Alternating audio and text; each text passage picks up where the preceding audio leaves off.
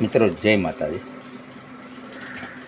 હું રમેશ પ્રજાપતિ બામ્બી લાલ કિતાબ એસ્ટ્રોલોજીમાંથી આપનું સ્વાગત કરું છું।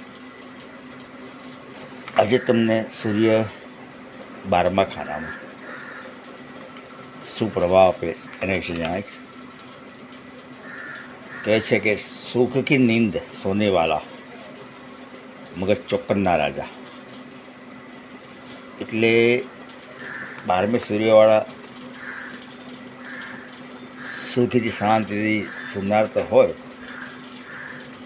પણ બાજુ ચોક્કનના એટલા હોય કે કોઈ તોડફોડ કે ચોરી ના થાય એ પણ મગજમાં પૂરેપૂરું ધ્યાન રાખે। અને આવી વ્યક્તિઓ સૂઈ જશે એટલે બેફિકર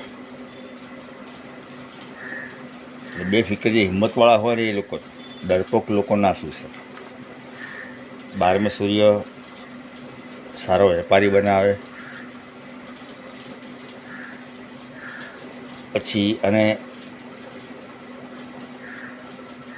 સારો હોય, પણ જો 12મે સૂર્યવાળી વ્યક્તિઓ એ ધર્મહીન એટલે કે ધર્મમાં ના માને અને ખોટા લોકો સાથે ઉઠબેસ, ખોટા ધંધા કરવા, અવૈધ સંબંધ બનાવવા, ચોરી સ્મગલિંગ, આવા લોકો સાથે જો આ ટાઈપનું એનું કેરેક્ટર હશે તો અંધી દેવી એટલે કે આધ્યાત્મિક શક્તિ અહીં જતી રહેશે। અને આ વ્યક્તિ જેને પણ જ્ઞાન આપશે તો કોઈ તેની વાતે કોઈ સાંભળશે નહીં। અને આવો માણસ બેવકૂફે બહુ બની જાય અને એને દુનિયામાં લૂંટવાવાળા બહુ મળશે અને આખી જિંદગી એની બે આરામ થઈ જશે। એટલે સૂર્ય 12મા વાળાએ કોઈ દિવસ પોતાનું ચાલચલન એને ખરાબ કરવી નહીં, બહુ ધ્યાન આપો। જીવનસાથીને દગો ન આપો, અને જો કરશો તેની જિંદગીમાં આગળ બતાવ્યા મુજબની ઘટના બનવાની અને માન ઇજ્જત સંપૂર્ણ જતા રહેશે। જેટલી સાધુની સેવા કરશે એટલું શુભ ફળ આપશે। અને શુક્રની પાલના એટલે કે ગાય નહીં, પરંતુ પોતાની પત્નીને ખુશ રાખી તો પોતાનું જીવન પણ ખુશહાલ રહેશે। અને જેની કુંડલીમાં સૂર્ય 12મે હોય એ લોકોના જન્મ બાદ તેની કુટુંબની માલ મિલકત, પૈસા, રોજગાર, પ્રોપર્ટી બધું જતું રહ્યું હોય, પણ આ માસના જન્મ થાય એટલે તેની ઉંમર વધતા એ બધું જ કમાઈને પાછું મેળવી લેશે, એટલી ક્ષમતા હોય છે આનામાં। અને જીવનમાં કોઈ વસ્તુની એના કમી નહીં રહે,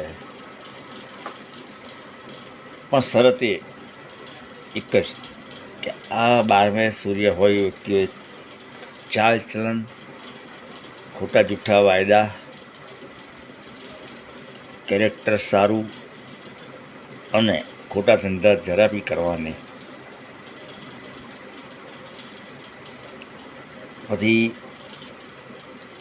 જીવનમાં સાધુઓના પ્રવચનો સાંભળી જ્ઞાન લઈ એટલે સેવા કરે, એટલે સેવા કરે એમની વાતો સાંભળવાની, સાધુઓની, સંતોની, જ્ઞાન લઈને જીવનમાં જેટલું જ્ઞાન હશે એટલી જબરજસ્ત પ્રગતિ કરશે આ વ્યક્તિ। વ્યાપાર પણ ઉત્તમ કરશે, જેટલો ધર્મનો પાકો હશે એટલો સુખી। એટલે કે કિસ્મતના મેદાનમાં કહે છે કે કિસ્મત કે मैदान में बहुत चमकता लाल न हो तो कम चमक वाला भी ना होगा। એટલે 12મે સૂર્યવાળા એમનું કિસ્મત રહ્યું તો બહુ વધારે પડતા ચમકદાર ના હોય જીવનમાં, તે હાવ ગરીબ પણ નહીં હોય. એટલે કે ઓછી ચમકવાળો પણ નહીં હોય. હવે આના માટે આ વ્યક્તિનો ઉપાય એક જ કે ઘરમાં ઘઉં દળવાની પથ્થરની ઘંટી રાખવી.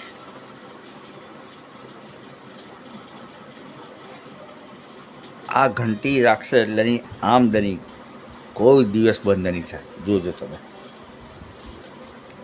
અને મકાન જેટલું મોટું ને ખુલ્લું હશે કે જ્યાં પ્રકાશની અવર જવર સારી રહેતી હશે, જેટલું મકાન એવું ખુલ્લા રહેશો એટલા સૂર્ય કદાવી મંદો નહીં થાય અને ભાગ્ય જબરજસ્ત વધતું જશે.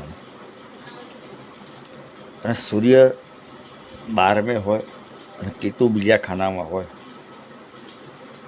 તો આવી વ્યક્તિઓ 24 વર્ષ બાદ એ જાતે કમાતો થઈ જાય અને જીવન એકદમ ફૂલવાડીનો માલિક બની જશે. પછી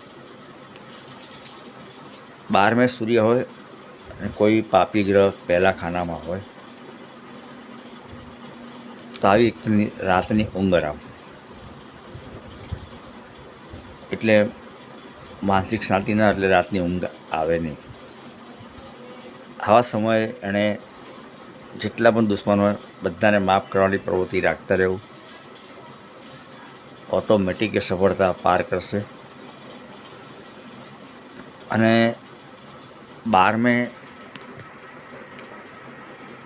સૂર્ય હોય અને બીજા ખાનામાં પાપી ગ્રહ તો આવી વ્યક્તિને ઘણીવાર બાળકો પેદા થવામાં પણ પ્રોબ્લેમ થાય છે. તો એના માટે એમણે ઉપાય છે કે રાત્રે સૂતી વખતે આપણે 12મે સૂર્ય હોય ચંદ્ર 6ઠ્ઠા ખાનામાં હોય એટલે સામસામી દ્રષ્ટિથી 12માંથી દૃષ્ટિ છે. તો આ વ્યક્તિની સ્ત્રી ઘણીવાર જો તમે કાણી હશે, ઘણીવાર તો બંને પણ કાણા જોવા મળતા હોય. તો આનો ઉપાય 12મે સૂર્યવાળાએ ખાસ ધ્યાન રાખવાનું, ખોટા ધંધા કરવાની, ધર્મમાં પાક્કું રહેવું અને ચાલચલન એણે બહુ સારી રાખવી, ખરાબ કરવી નહીં. અને ઘરમાં ઘઉં દળવાની પથ્થરની ઘંટી અવશ્ય રાખવાની. આ વ્યક્તિ ઉત્તરોત્તર પ્રગતિ કરશે, એ 100%. જય માતાજી.